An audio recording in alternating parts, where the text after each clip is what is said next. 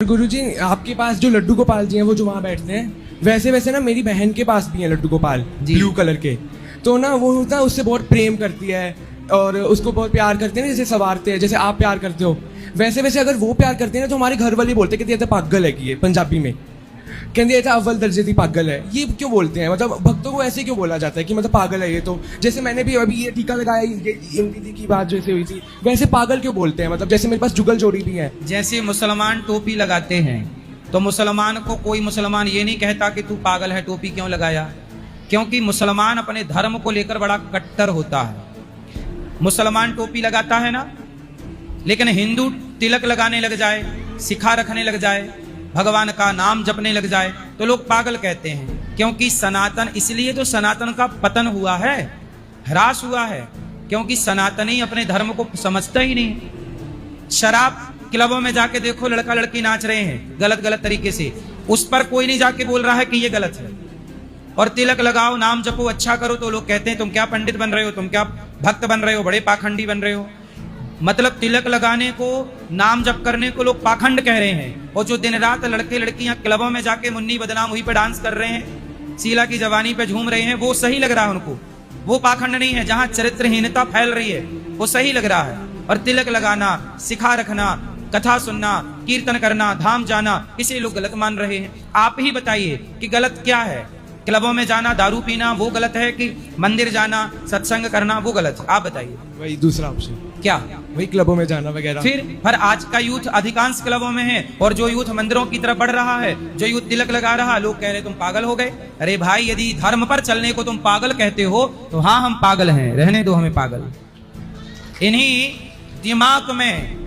दिमागों में भरे भक्ति के लच्छे हैं। अरे इन्हें तो पागल ही रहने दो, क्योंकि ये पागल ही अच्छे हैं।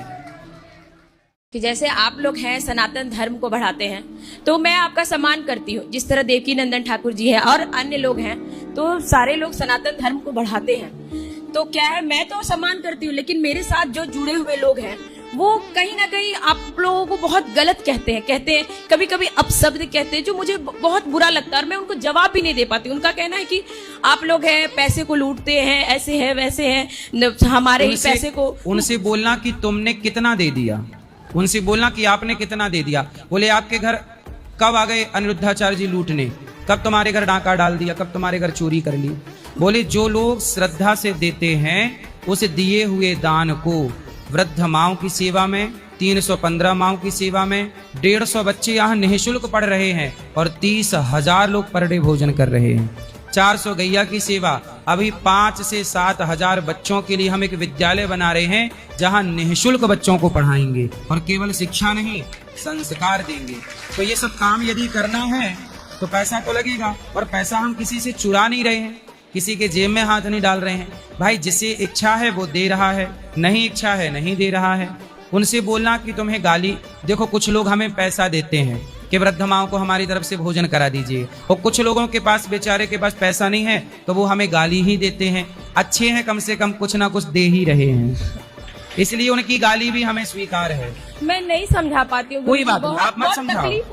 देखो रावण को कोई नहीं समझा पाया, हनुमान जी नहीं समझा पाए, अंगद जी नहीं समझा पाए, स्वयं राम नहीं समझा पाए, दुर्योधन को स्वयं कृष्ण नहीं समझा पाए। जिसे विधाता नहीं समझाना चाहते उसे कोई नहीं समझा पाएगा, इसलिए मत समझाओ। वो हमें गाली दे रहे हैं ना, हमें उनकी गाली स्वीकार है, कोई दिक्कत नहीं है। पर बोलते हमें पाप लगेगा गुरुजी, मैं क्या करूं? मैं कोई बात नहीं, आप उनसे कहो कि ये सारी सेवा जो गौरी गोपाल में होती है, बोले आप भी शुरू कर दो। हाँ, मैंने बोला गुरुजी कि फिर आप कर लो ना ये काम, वो बेचारे आप लोग करते। यदि हर बेटा अपने माँ बाप की सेवा करता तो हमें वृद्धाश्रम बनाने की जरूरत ही नहीं पड़ती। तो जब बेटा अपने कर्तव्य को भूल गया, बेटियां अपने कर्तव्य को भूल गईं, यहाँ देखो ना माएँ रहती हैं। अभी एक माँ हॉस्पिटल में है, 3 बेटे हैं माँ के और 1 बेटी है। 3 बेटों में एक भी बेटा नहीं आया।